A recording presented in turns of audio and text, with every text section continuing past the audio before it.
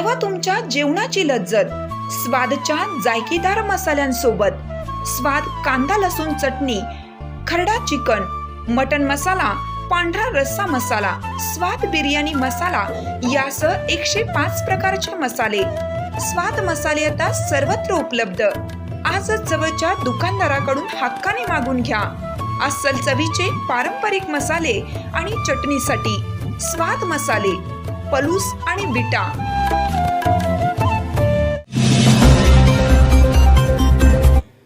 नमस्कार। छत्रपती शिवाजी महाराज, क्रांतिज्योती सावित्रीबाई फुले, क्रांतिसूर्य महात्मा ज्योतिबा फुले, क्रांतीवीर मामासाहेब पवार यांच्या पवित्र स्मृतीस वंदन करते।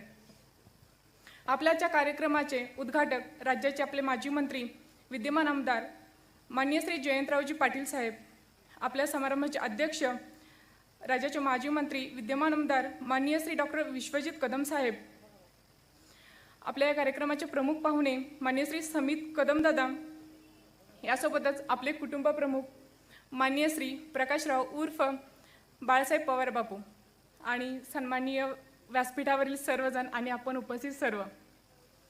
विना सहकार नाही उद्धार या उक्तीचा उपयोग करून मामासाहेब पवार यांनी सत्यविजय बँकेची स्थापना केली।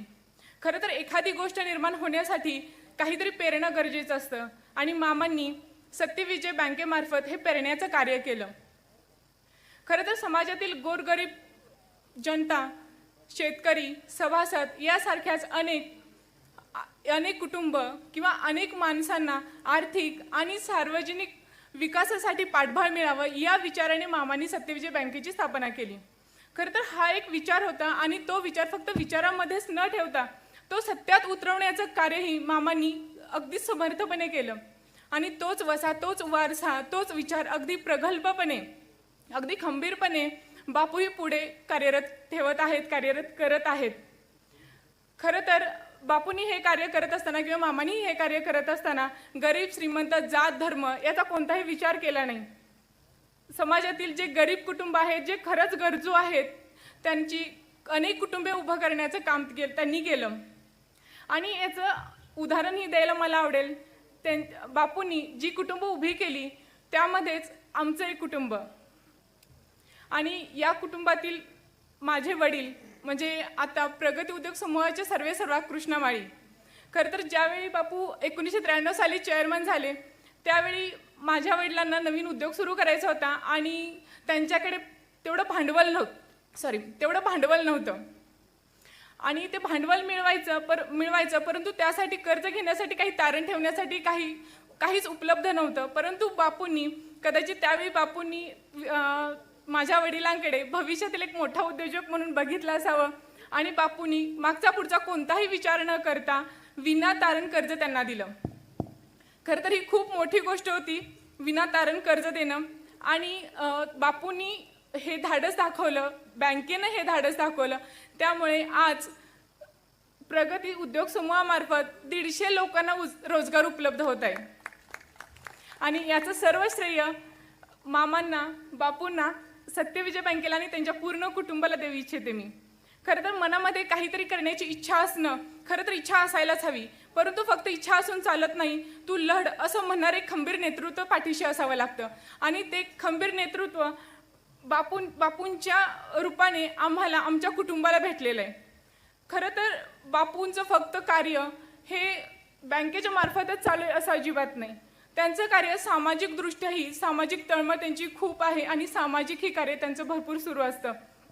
खरं तर कुंडल गावाला लाभलेलं पुरोगामित्व हेच बापूंच्या मध्ये उतरलेलं आहे असं मी मानते, कारण बापूंनी जे खंबीर नेतृत्व बापूंनी आणि ते नेतृत्व आमच्या पाठीशी उभं आहे हे मी जे सांगितलं ते पुरोगामित्वाचं उदाहरणही मला आपल्याला द्यायला नक्की आवडेल आणि ते उदाहरण मी माझ्यामार्फत देऊ इच्छिते, माझंच उदाहरण मी सांगू इच्छिते। खरं तर कुणाची आयुष्यात अशी घटना घडायला नको, ती घटना माझ्या आयुष्यात घडली। 2021 मध्ये एका ॲक्सिडेंटमध्ये माझे पती गेले। खरं तर आयुष्यात काळोख पसरला होता, परंतु त्या काळोखात राहणं शक्य नव्हतं, कोणच राहू शकत नाही, प्रत्येकाला पुढे जायचं असतं। त्याला माझं कुटुंब माझ्यासोबत होतं, माझ्या वडिलांचं साथ माझ्यासोबत होती। त्यावेळेला मानसिक आधार भेटत होता, मानसिक आधार माझ्या कुटुंबाने मला दिला. ज्यावेळी ही घटना घडली त्यावेळेला माझ्या वडिलांनी सांगितलं की जे काही घडले त्यामध्ये हिचा काहीच दोष नाही, त्यामुळे हिचे सौभाग्यालंकार काढले जाणार नाहीत आणि ते सर्वांनी स्वीकारलं देखील. परंतु तेवढंच गरजेचं नव्हतं, पुढे जाणं गरजेचं होतं, स्वतःच्या पायावरती उभं राहणं गरजेचं होतं, स्वतःचं अस्तित्व निर्माण करणं गरजेचं होतं. आणि स्वतःचं अस्तित्व निर्माण करण्यासाठी आपल्या सत्यविजय बँकेने आणि बापूंनी, माझ्या वडिलांची साथ होतीच आणि यांनीही मला ती साथ दिली आणि आपल्या पलूस शहरामध्ये भव्य असं दालन श्री रमेश टेक्स्टाईल संपूर्ण कुटुंबाच्या खरेदीसाठी दालन उभं राहिलं गेलं आणि त्याद्वारे आता आम्ही जवळजवळ 40 लोकांना रोजगार देत आहोत. हे बापू खंबीरपणे पाठीशी उभं राहिल्यामुळे हे शक्य झालं. यासोबतच बापू खरं तर पुरोगामित्वाचं उदाहरण मी देणार असं म्हटले होते. खरं तर ज्या वेळेला बापू तुम्ही तुमचं कार्य तुमच्या पद्धतीने करतच असता, परंतु त्याचं अप्रत्यक्षरित्या मला त्यातून प्रेरणा मिळत असते. तेही मी तुम्हाला सांगू इच्छिते. मागच्याच वर्षी पारायण सोहळा झाला आणि 41वा पारायण सोहळा होता आणि तो महिलांना समर्पित केला गेला होता. खरं तर आमच्यासारख्या महिलांना समाजामध्ये मान दिला जात नाही. थोडंसं आटपतं घ्या प्लीज. येस, मान दिला जात नाही. तर त्यावेळेला धार्मिक सामाजिक कार्यामध्ये त्यांना डावललं जातं. परंतु बापूंनी ते न करता पारायण सोहळ्यामध्ये मला उद्घाटक म्हणून बोलावलं आणि माझ्या हस्ते त्याचं उद्घाटन केलं.